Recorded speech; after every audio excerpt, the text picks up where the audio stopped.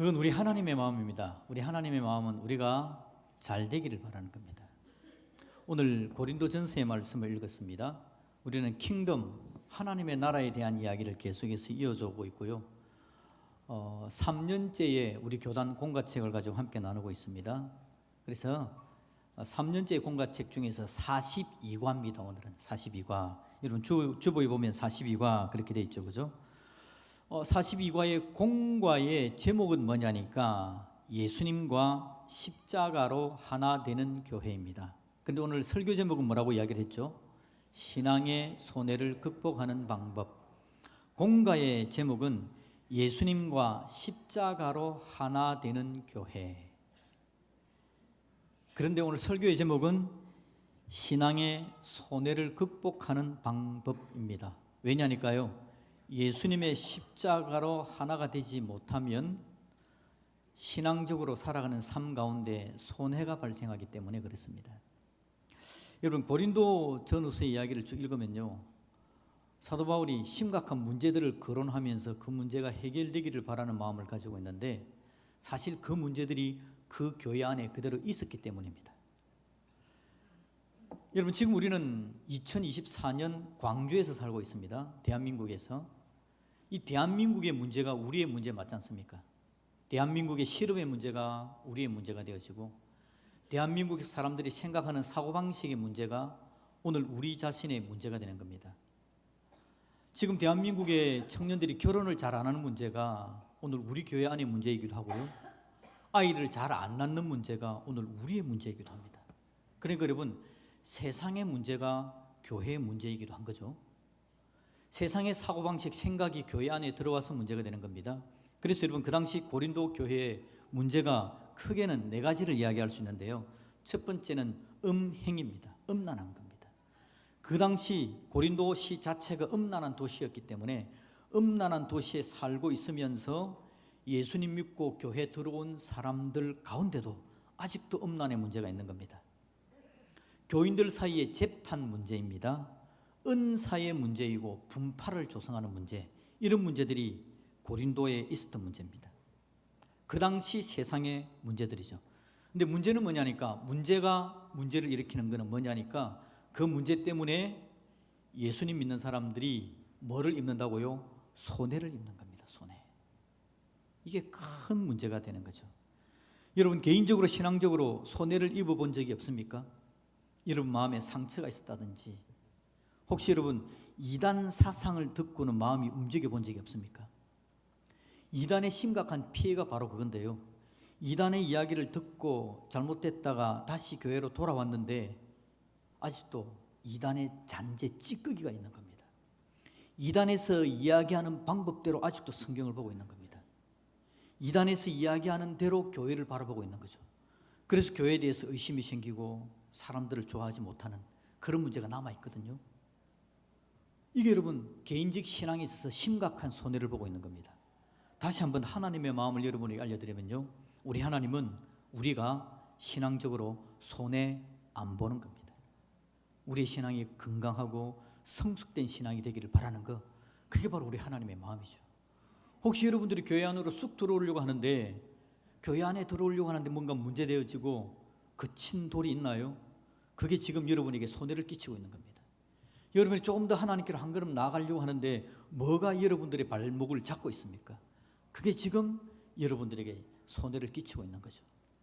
자, 이런 부분들에 대해서 여러분 좀 이야기를 하면 개인적인 부분들이고요, 오늘 이 고린도에서 이야기하는 것은 개인적인 부분에서 약간은 떠나서 교회적인 부분을 가지고 이야기를 하고 있는 겁니다.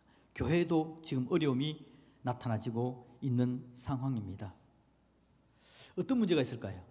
여러분 10절 말씀 우리 같이 다시 한번 읽어봅시다. 10절 시작. 형제들아, 내가 우리 주 예수 그리스도의 이름으로 너희를 권하노니 모두가 같은 말을 하고 너희 가운데 분쟁이 없이 같은 마음과 같은 뜻으로 온전히 합하라. 아멘. 자, 이 성경 구절을 보면 무슨 문제겠습니까? 분쟁입니다. 분쟁의 문제가 있는 겁니다. 분쟁한다는 건 사람들의 마음이 나뉘어지는 거, 서로를 미워하는 거, 이런 현상이 나타나지는 겁니다.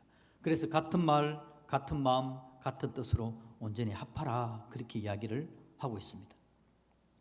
분쟁의 문제가 사실은 큰 상처, 큰 손해를 끼치고 있더라라는 겁니다. 그럼 여러분, 같은 말, 같은 마음, 같은 뜻은 누구와 같은 말을 이야기할까요? 두 사람이 마음이 안 맞는데 서로 화해를 해가지고 말을 한번 맞춰보세요. 그래서 같은 말, 마음을 같이, 뜻을 같이, 그 이야기일까요? 아닙니다. 여기서 이야기하는 같은 말은요, 예수님과 같은 말을 하고 예수님과 같은 마음을 가지고 예수님의 뜻에 여러분의 마음을 합하세요, 그 말입니다. 2장 2절도 볼 거예요. 2장 2절 말씀 같이 한번 2장 2절의 말씀을 같이 한번 읽습니다. 시작. 내가 너희 중에서 예수 그리스도와 그의 십자가가 못 박히신 것 외에는 아무것도 알지 아니하기로 작정하였음이라. 아멘. 뭐에 집중하라 그럽니까? 예수 그리스도와 그의 십자가 외에는. 분쟁을 이길 방법을 우리에게 가르치는 겁니다. 분쟁을 이겨내고 손해 안 보는 방법, 누구에게 집중하라고요? 예수님과 예수님의 십자가에만 초점을 맞추고 거기에 관심을 가지세요 라고 이야기를 하는 겁니다. 여러분, 사람들이 예수님께 초점을 맞추지 못하는 이유가 뭘까요? 지금 여기 있는 분들은 예수님 믿고 천국 가는 하나님의 사람들인 줄로 믿습니다. 예수 믿고 천국 가는 사람이 되었는데 왜 예수님께 초점을 맞추지 못할까요? 왜 예수님께 초점을 맞추지 못할까? 간단합니다, 여러분. 간단합니다. 인간의 욕심 때문에 그렇고요, 자신을 드러내리는 교만 때문에 그렇습니다. 이건 아담으로부터 우리가 알 수 있는 겁니다. 아담, 욕심, 교만, 자기를 드러내리는 것, 죄에 오염되어 있는 아담의 그 인간적인 습성이 오늘 우리에게까지 이어져 오는 겁니다.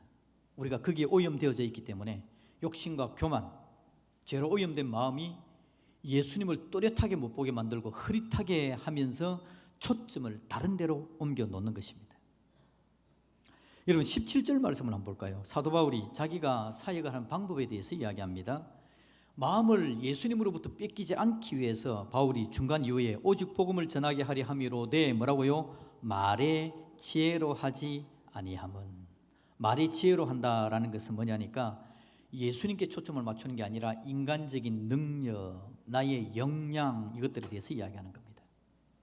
거기에 초점을 맞춰버리면 예수님의 뜻이, 예수님의 십자가가 가려져 버린다라는 겁니다. 여러분, 살아가시는데 나름대로 똑똑하게 사시지 않습니까? 한 60년 사시면 인생의 노하우가 있고요. 오늘 제가 일부 시간에 우리 중고등부 청소년들에게도 이야기했습니다. 여러분들도 인생의 노하우가 있죠? 라고 이야기를 했습니다. 몇몇이 예 라고 이야기하는 것 같았어요. 여러분, 청소년 아이들도 자기 나름대로 노하우 있습니다. 인생 살다 보니까 자기 나름대로 똑똑합니다. 근데 여러분, 자기 나름대로의 인생이 똑똑한 것 같은데 우리가 그 똑똑함에 당하는 겁니다.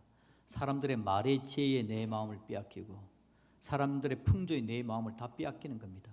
그래서 똑똑한 줄 알았던 자기의 마음의 결정, 자기 마음이 가는 방향 가다 보니 예수님에게 초점을 못 맞추는 겁니다. 이건 여러분 심각한 손해가 되는 거죠. 그래서 어떻게 하라고요? 같은 말, 같은 마음, 같은 뜻. 누구와요? 예수님과. 그렇게 이야기를 하는 겁니다. 자, 오늘 여러분 심각한 문제를 봅시다. 사람들이 나뉘어지는 것. 12절을 봅시다. 12절. 내가 이것을 말하거니와 너희가 각각 이르되, 같이 읽을까요? 나는 바울에게, 나는 아볼로에게, 나는 게바에게, 나는 그리스도에게 속한 자라 한다는 것이니. 아멘. 여러분, 아볼로에게 속한 자, 바울에게 속한 자, 게바에게 속한 자, 그리스도에게 속한 자가 나오는데 우리는 어디에 속해야 되겠습니까? 그리스도인 것 같죠, 그죠? 맞는데 여기서 말하는 그리스도에 속한 자는 아닙니다. 왜냐니까요, 바울은 고린도 교회를 처음 개척한 사람들이어서 바울에게 속했다 그러면 사람들이 좀 있을 것 같이 보입니다. 아볼로는요, 굉장히 똑똑한 사람이었고 헬라적인 문화권을 가진 사람이기 때문에 굉장히 기적적인 그런 느낌이 있는 사람입니다. 그래서 아볼로파가 되어지면 굉장히 고상할 것 같은 느낌이 들어지는. 게바는 누굽니까? 베드로 아닙니까? 베드로는 고린도에 가본 적도 없습니다. 근데 이 사람들이 우리는 게바파. 이건 아마 그래서 학자들이 유대인들 중심으로 유대주의 쪽에 마음이 가 있는 사람들이 아닌가라는 생각을 하기도 합니다. 자, 그런데 그럼 그리스도파는 뭡니까? 이 사람들은요, 진짜 그리스도 중심으로 가는 게 아니라 바울파, 아볼로파, 게바파가 한 파씩 하는 것 같으니까 약간 밀리는 것 같거든. 그래서 우리는 그리스도파하고 파를 하나 만든 겁니다. 왜냐하니까 바울파, 아볼로파, 게바파하고 한번 뜰려면, 맞짱 뜰려면 우리도 파가 하나 있어야 되는데 그리스도파 좋겠다. 그래서 그리스도파를 만든 겁니다. 다 아니죠. 바울이 여러분 지금 4개 파를 거론하는데 누구 파를 제일 먼저 이야기합니까? 바울파. 바울 자기 자신에 대해서 우리는 바울 중심으로. 이런 바울의 입장에서 기분이 좋을까요? 안 좋을까요? 어쩌면 좋을 수 있습니다. 왜냐하니까 우리가 서신서를 읽어보면요, 바울이 늘 고민하는 게 뭐냐니까 바울이 예수님의 12제자 중에 직접적으로 안 들어있거든요. 나중에 다메섹 가다가 예수님 만나고 나서 예수님의 사도가 됐거든요. 그래서 사람들 중에서 바울 네가 무슨 사도냐라는 이야기를 굉장히 많이 들었습니다. 그러니 여러분 바울파가 있어주면 굉장히 자기에게 든든한 뒷배가 되지 않습니까? 근데 바울은 바울파 용납하지 않습니다. 여러분 이거 바울파 손해입니다 라는 이야기를 합니다. 바울 자기 자신도 손해고 바울파라고 이야기하는 사람에게도 손해고 아볼로파, 게바파, 그리스도파 모두에게 다 손해입니다. 파를 만드는 것 자체가 손해다. 분쟁의 원인 씨앗이 되기 때문이다 라고 이야기합니다. 여러분 혹시 누군가가 여러분들에게 나는 당신 편입니다. 기분 좋습니까? 안 좋습니까? 좋죠. 당연히 네 편이라고 이야기해 주는데 기분이 좋죠. 근데 여러분 무슨 문제가 있을 때 내가 저 사람하고 다투고 있는데 누가 와가지고 나는 당신 편입니다 라고 이야기하면 문제가 해결될 가능성이 많을까요? 아니면 문제가 더 복잡해질 가능성이 많을까요? 사실은 복잡해집니다. 누군가가 가운데서 굉장히 냉정하면 내가 정신을 바짝 차릴 수 있는데 당신 편입니다 라고 이야기하는 순간 그래 내가 맞지, 문제가 더 복잡해집니다. 여러분은 엄마 편입니까? 아빠 편입니까? 사도 바울은요 자기가 선생인데 몽학 선생이라고 이야기합니다. 몽학 선생은 뭐죠? 어린 아이들을 가르치는 선생을 몽학 선생이라고 이야기합니다. 예수님이 진정한 스승이신데 진정한 스승님을, 예수님을 사람들이 잘 모르는 겁니다. 자기는 선생, 누구에게 대해서 가르쳐주는? 예수님에 대해서 가르쳐주는 선생이 몽학 선생이라고 이야기를 하는 겁니다. 우리는 여러분 사람들은 다 몽학 선생은 될 수 있을지 모르지만 진정한 스승은 예수님밖에 없는 줄로 믿습니다. 그래서 바울도 몽학 선생이고 제가 여러분들을 가르치는데 저도 몽학 선생입니다. 그리스도께로 인도하는 선생에 대해서 이야기합니다. 여러분 한국 교회 분열의 가장 큰 원인 중에 하나가 뭔지 압니까? 교회에 어려움이 있다. 원로 목사파, 담임 목사파. 원로 목사는 어떤 사람이냐니까 한 교회에서 20년 이상 사역을 하고 나면 은퇴할 때 원로 목사라는 직함이 주어질 수가 있습니다. 20년 동안 목회를 했으니까 그 교회 안에서 여러분 얼마나 많은 영향력이 있습니까? 참고로 저는 올해 20년째입니다. 상당하지 않습니까 지금? 그렇게 여러분 20년 이상 목회를 하고 이제 은퇴를 했습니다. 그런데 목사님이 은퇴하고 새로운 담임 목사님이 왔죠. 여러분 새로운 목사님이 오면 처음부터 이게 여러분 신혼기가 조금 있긴 하지만 시간이 조금 지나면 20년 이상 된 목사님과 함께 말도 맞추고 뜻도 맞추고 막 같이 갔던 사람들인데 새로운 목사님이 말하는 어투도 좀 다르고 뭘 생각하는지도 모르고 막 그러다 보니까 약간의 갈등이 있을 수 있잖아요.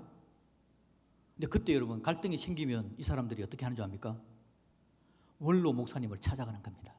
목사님, 저 담임 목사님 이야기하는 게 조금 이상합니다 하고 막 이야기를 하면요 원로 목사는 자기 성도들을 얼마나 사랑하겠습니까? 20년 이상 목회를 했으니까 들어보면 그 목사 좀 이상하네 라고 이야기를 하는 거죠. 그러면 그 이야기를 듣는 순간 그 사람이 사람들 앞에 가서 이야기할 수 있습니다. 원로 목사님도 말하기를 담임 목사가 이상하다고 말하더라. 그때 이제 원로 목사파가 생기고 담임 목사파가 생기고 교회에 심각한 어려움이 발생이 되는 겁니다. 그래서 여러분 최근에 우리 교계에서 이야기하기를 목회 은퇴하면 그 교회에 출석하지 않는 것이 그냥 좋다 하는 불문율이 생겼을 정도입니다.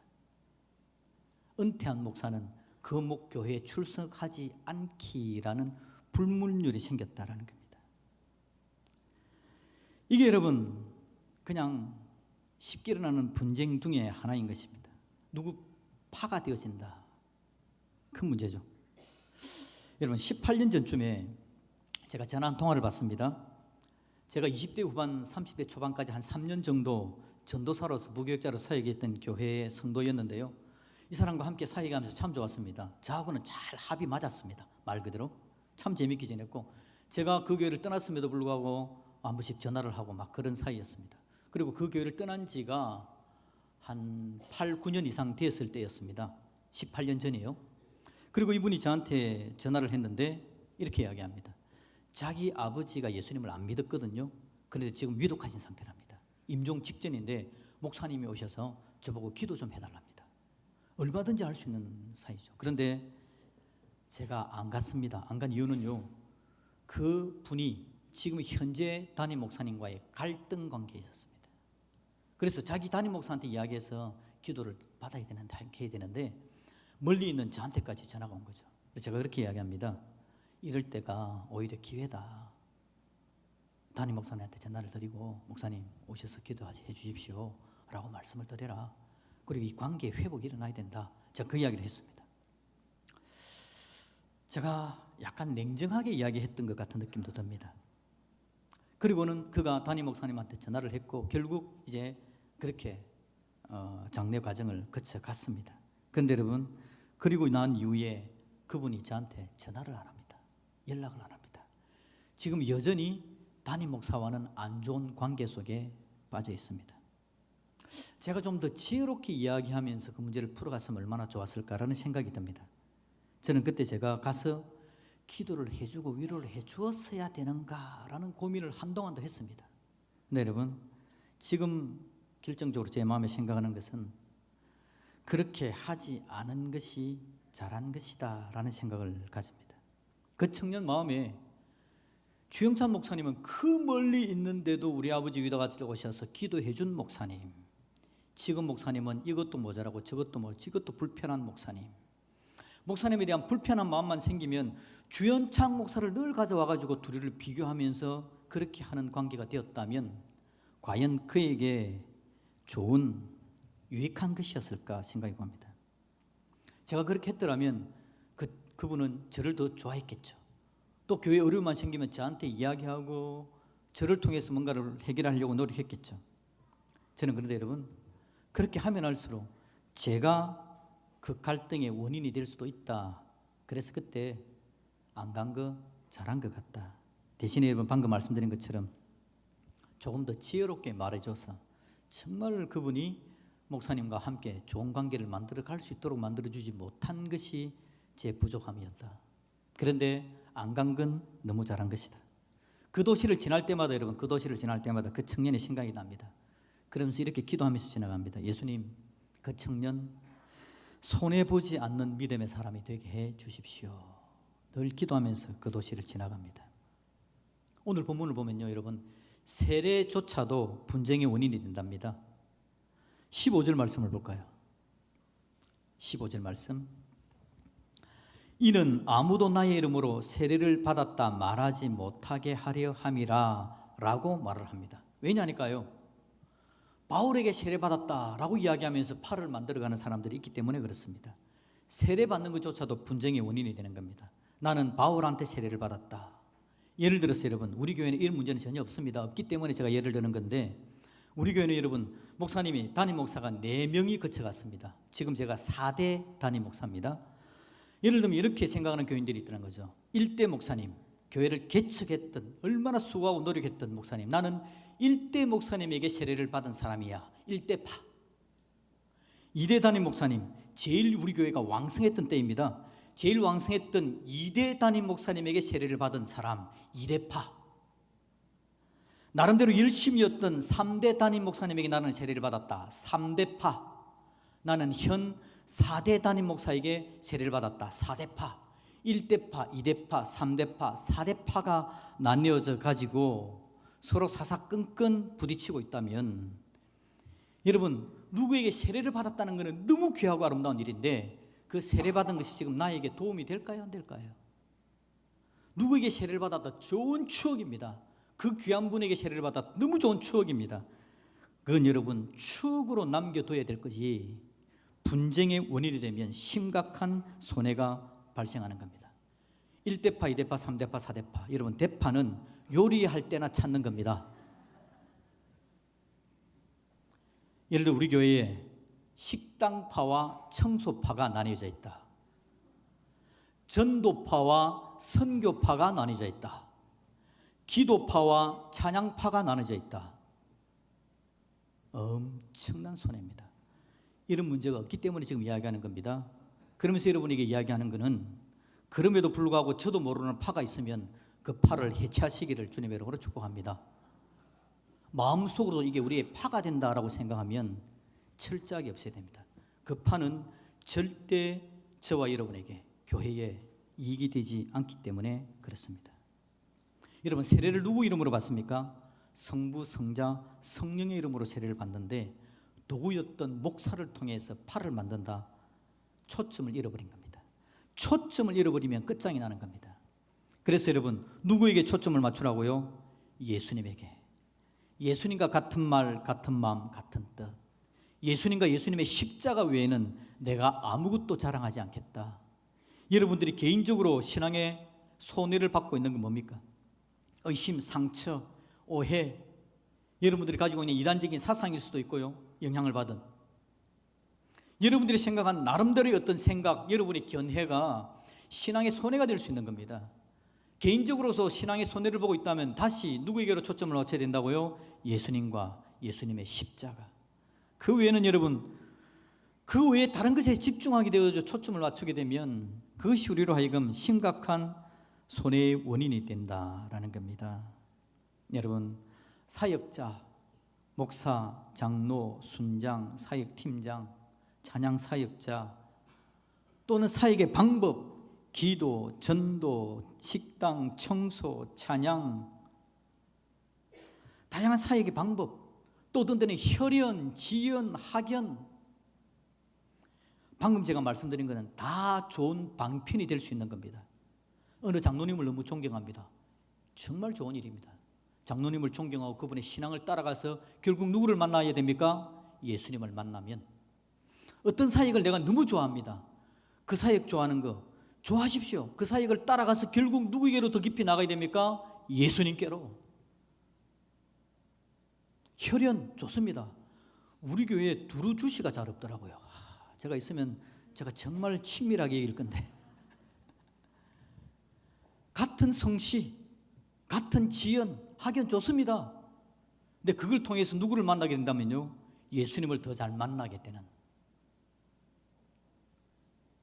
그 원인만, 이유만 되어지면 얼마든지 도구가 되어지고 좋은 방편이 됩니다. 그런데 그걸 통해서 누군가와 분쟁하는 빌미가 된다면 그 정말 우리에게 손해가 되는 것이고, 그게 바로 견고한 진이 되어서 나로 하여금 하나님의 은혜와 능력을 누리지 못하게 되는 원인이 되더라라는 겁니다. 여러분 지금 혹시 손해보지 않습니까? 신앙생활에 재미없는 거 아닙니까? 혹시 교회 나오는 게 불편하지 않습니까? 무엇이 여러분을 그렇게 만들고 있는지, 그게 지금 여러분을 손해보게 하는 이유가 될 수가 있겠죠. 그렇다면 우리의 마음을 어디로 옮겨야 됩니까? 예수님께로, 예수님의 십자가로 저와 여러분들의 마음을 옮겨 놓을 수 있기를 주님의 이름으로 축복합니다. 그래서 우리 신앙에 전혀 손해보지 않는 신앙의 삶을 살아가는 겁니다. 여러분, 관심을 좀 제대로 가지자라는 말입니다. 예수님과 같은 말, 같은 마음, 같은 뜻, 이건 여러분 사실은 훈련되어야 될 중요한 상황입니다. 예수님의 말씀을 저와 여러분들의 마음에 품는 거 훈련하고 연습하기를 주님의 이름으로 축복합니다. 예수님께서 말씀하시면 예 주님 알겠습니다 고백하고 따라가야 됩니다. 예수님께 순종하는 삶을 한번 살아봐야 됩니다. 그러면서 다른 말 안 하기를 훈련해야 됩니다. 다른 말이 생기면 제거해내는 훈련을 해야 됩니다. 다른 마음 안 품는 훈련을 해야 되고, 다른 마음이 생기면 제거하는 훈련을 해야 되는 겁니다. 그래야 손해 안 보고 하나님 은혜로와 능력을 누리면서 우리 예수님께 더 집중하고 초점을 제대로 맞추면서 하나님의 은혜와 능력을 누릴 수 있을 것이다 라는 거죠. 우리 하나님께서 오늘 저와 여러분들에게 그런 놀라운 복을 주시기를 우리 예수님의 이름으로 축복드립니다. 아멘.